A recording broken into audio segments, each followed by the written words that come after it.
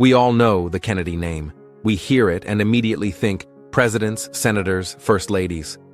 But what about the next generation? What about the kids of Eunice Kennedy Shriver, the woman who created the Special Olympics and carved out a legacy that wasn't about politics, but about people? Stick around, because these stories will surprise you. Number 5. Bobby Shriver. Born on April 28, 1954. Growing up, Bobby watched his mother create summer camps for kids with disabilities on their farm. Instead of political rallies, he grew up surrounded by laughter, therapy ponies, and volunteer counselors. He once said he was tired of being called JFK's nephew. He wanted people to know him for his work, not his bloodline. After Yale and Yale Law, Bobby did what nobody expected. He went into entertainment and venture capital, produced a few Hollywood movies, bought into the Baltimore Orioles baseball team. Oh, and raised over $100 million for the Special Olympics through charity albums like A Very Special Christmas. But here's where it got messy. When Bobby jumped into public office, running for Santa Monica City Council, then later LA County Supervisor, people couldn't see past his last name. Every headline screamed Kennedy nephew, not activist, not human rights champion, just Kennedy. It was like wearing a label he couldn't peel off. So Bobby leaned into what he did best: action. He didn't just make promises, he cleaned up Santa Monica's Bay, fought for homeless veterans, sued the state to save public parks. And while he lost the supervisor race to Sheila Quayle in 2014, he left a permanent mark on his city.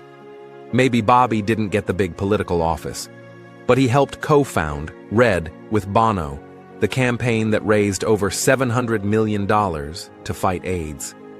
If you've ever bought a red iPhone case or a red t-shirt from Gap, you've helped Bobby's cause.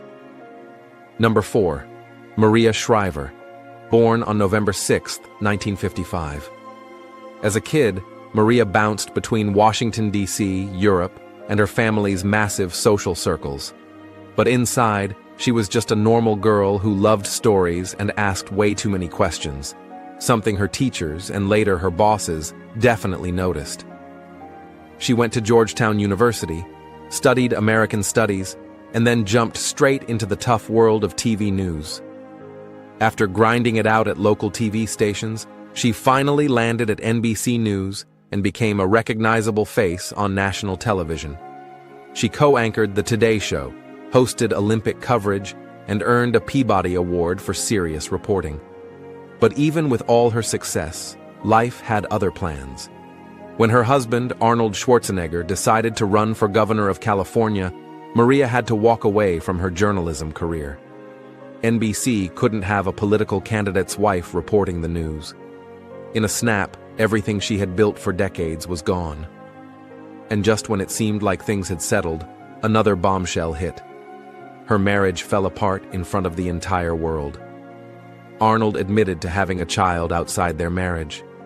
Suddenly, Maria was everywhere: headlines, gossip shows, late-night jokes. Instead of hiding, Maria went to work on herself and for others.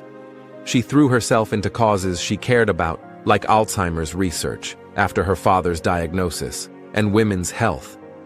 She produced Emmy-winning documentaries, created major campaigns like the Women's Alzheimer's Movement, and became a loud voice for caregivers, single mothers, and women fighting for a seat at the table. She even stepped back into the public eye, on her own terms, writing books, giving speeches, launching the Sunday paper, a newsletter focused on inspiration, activism, and real stories. Number 3. Timothy Shriver. Born on August 29, 1959. Growing up, Timothy didn't dream of politics or fame. His biggest memories are from his mom's backyard, when dozens of kids with intellectual disabilities would come over for summer camp. For Timothy, those kids weren't different. They were just friends. He carried that spirit with him, through Yale, through a PhD, through years of teaching in public schools. But no matter how far he went, he kept hearing the same quiet call: do more. When Timothy took over the Special Olympics in the mid-90s, People weren't sure it even needed to exist anymore. Some said it was outdated. Others whispered it was too much charity, not enough change. There was pressure on him: modernize, or risk the whole thing fading into the past. Instead of scrapping it, Timothy did something smarter. He evolved it. He created unified sports, where athletes with and without disabilities competed together, not against each other. He made sure healthcare, education, and leadership training were baked right into the Special Olympics model. He didn't just want people to play sports. He wanted them to live, to work, to lead. Fast forward to today, and thanks to Timothy's leadership, Special Olympics now touches over 6 million athletes across more than 200 countries. It's no longer just an event. It's a global movement for dignity, equality, and inclusion. Number 2. Mark Shriver. Born on February 17, 1964. Growing up, Mark watched his parents change the world. His dad started the Peace Corps. His mom founded Special Olympics. Service wasn't optional in the Shriver house. It was expected. It was the family business. Mark rolled up his sleeves early. In Maryland, he launched a program called The Choice to help kids who were in trouble with the law get a second shot at life. Not headlines, not fancy press conferences, just quietly helping teenagers find jobs and stay out of jail. That love for helping kids pushed him into politics. In 1994, he ran for Maryland's House of Delegates and crushed it. He spent 8 years writing laws to protect children, pushing for better schools, safer neighborhoods, real stuff that made life better for families. In 2002, Mark made his big move. He ran for Congress. Everyone thought he had it in the bag: money, connections, charisma. It was his race to lose. And then, he lost. He lost the Democratic primary to Chris Van Hollen by just a few thousand votes. It wasn't just a political loss, it was a gut punch. Mark later said losing that race felt like a public death. But instead of disappearing into bitterness, Mark did what real leaders do. He picked himself up. He switched gears, joining Save the Children, one of the biggest nonprofits on the planet. And he didn't just sit in a fancy office.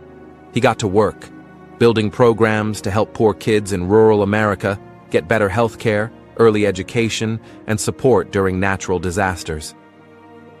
Later, he created Save the Children Action Network, SCAN, a political action group laser-focused on kids' issues. Mark wanted SCAN to be like the NRA, but for children. Today, Mark is still at it, still fighting for kids who don't have lobbyists, still marching into Washington demanding pre-K funding, better health care, better futures. And in 2021, he added a new title to his list: President of Don Bosco Cristo Rey High School, helping low-income students get a shot at college and a better life. Number 1. Anthony Shriver. Born on July 20th, 1965. He went through Georgetown Prep, then Georgetown University, pulling off a double major in theology and history.